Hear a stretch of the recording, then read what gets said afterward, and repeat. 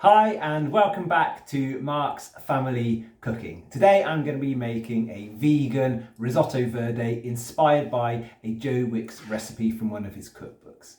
Don't be put off by making a risotto. They are a labour of love, but the efforts are worth it, and by the time you've finished with all the stirring, you're going to have forearms like Popeye. I love this recipe. It makes me feel like I'm filling myself with goodness from all the green loveliness that does go into this recipe.